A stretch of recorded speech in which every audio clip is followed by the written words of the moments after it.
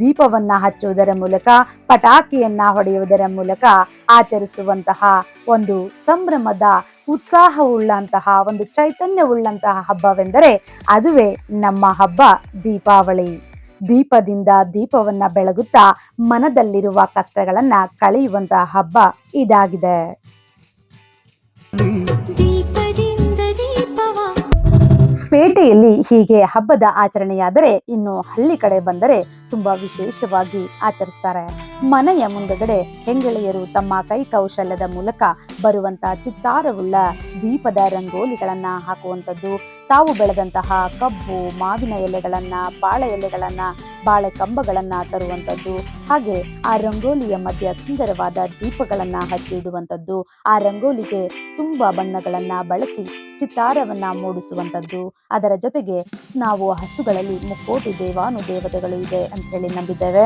ಆ ಒಂದು ಹಸುವನ್ನ ನಾವು ಪ್ರತಿದಿನ ಬೇಸಾಯಕ್ಕೆ ಬಳಸ್ತಾ ಹೋಗ್ತೇವೆ. ಹಾಗೆ ತೋಟದಲ್ಲಿ ಇರುವಂತಹ ಅಡಿಕೆ ಸಿಂಗಾರವನ್ನ ತೆಗೆದುಕೊಂಡು ಬಂದು ಆ ಒಂದು ಹಸುವಿನ ಪೂಜೆಯೊಂದಿಗೆ ಆ ಹಸುವಿಗೆ ಅಲಂಕಾರ ಮಾಡುವುದರ ಜೊತೆಗೆ ಹಬ್ಬವನ್ನ ಆಚರಣೆ ಮಾಡ್ತೇವೆ. ನಾವು ಬರಮಪ್ಪ ಅಂತ ಕರಿತೇವೆ. ಅದಕ್ಕೆ ಉತ್ರಾಣಿ ಕಡ್ಡಿಗಳನ್ನ, ಅಡಿಕೆಗಳನ್ನ ಸಿಡಿಸುವಂಥದ್ದು, ಪಟಾಕಿಗಳನ್ನ ಹಚ್ಚುವಂಥದ್ದು, ಮಕ್ಕಳಿಗೆ ಹೊಸ ಬಟ್ಟೆಗಳನ್ನ ಧರಿಸುವಂಥದ್ದು, ದೀಪ ಬೆಳಗಿಸುವ ಬಹುದೊಡ್ಡ ಆಚರಣೆ. ನಮ್ಮ ಮನೆಯಲ್ಲಿ ಮೇಣದ ಬತ್ತಿಯಿಂದ ದೀಪಗಳನ್ನ ಹಚ್ಚಿ ಮಕ್ಕಳಿಗೆ ಹೊಸ ಬಟ್ಟೆಗಳನ್ನ ಹಾಕಿ ಆರತಿಯನ್ನ ಬೆಳಗಿಸುವಂಥದ್ದು, ಸಿರಿ ಸಂಪತ್ತು ಧಾನ್ಯ ಮಕ್ಕಳಿಂದ, ಹಸುವಿನಿಂದ ಲಕ್ಷ್ಮಿ ನಮಗೆ ನೀಡಲಿ ಅಂತ ಹೇಳಿ ಕೃತಜ್ಞತೆ ಸಲ್ಲಿಸುವ ಹಬ್ಬ. ಪ್ರತಿಯೊಬ್ಬ ಮನೆಯಲ್ಲೂ ಹಳ್ಳಿಗಳಲ್ಲಿ 15 ದಿನಗಳ ಮುಂಚೆಯೇ ಸ್ವಚ್ಛತಾ ಕಾರ್ಯವನ್ನ ಮಾಡಿ ನಾವು ಬೇಸಾಯಕ್ಕೆ ಬಳಸುವ ಹಸುಗಳನ್ನ ದೇವರುಗಳಿಗೆ ಸಮರ್ಪಣೆಯನ್ನ ಮಾಡೋದರ ಜೊತೆಗೆ ಅವುಗಳಿಗೆ ವಿಶೇಷವಾದಂತಹ ಆಚರಣೆಯನ್ನ ಮಾಡಿ ನೈವೇದ್ಯ ಸಮರ್ಪಣೆ ಮಾಡಿ ಪ್ರತಿಯೊಬ್ಬರು ಸಂಭ್ರಮಿಸುವಂತಹ ವಿಶೇಷವಾದ ಹಬ್ಬವೇ ಈ ದೀಪಾವಳಿ.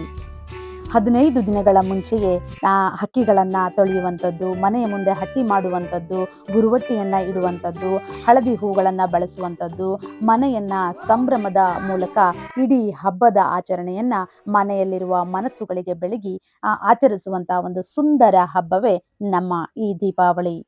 ಹಾಗೆ ಹೋರಿ ಬೆದರಿಸುವಂಥದ್ದು, ಹೋರಿಗಳನ್ನ ಚೆನ್ನಾಗಿ ಮೇಯಿಸಿ ಅವುಗಳಿಗೆ ಬೇಕಾದ ದವಸ ಧಾನ್ಯಗಳನ್ನ ಕೊಡ್ತಾ, ಫುಡ್ ಅಂತ ಏನ್ ಕರಿತೀರಲ್ವಾ, ಅದನ್ನ ಕೊಡ್ತಾ ಹಳ್ಳಿಗಳಲ್ಲಿ ಹೋರಿಗಳನ್ನ ಬೆದರಿಸುವ ಜೊತೆಗೆ ಒಂದು ಉತ್ತಮ ಕ್ರೀಡೆಯನ್ನ ಮಾಡಿಕೊಂಡು ಮನಸ್ಸಿಗೆ ಖುಷಿಯನ್ನ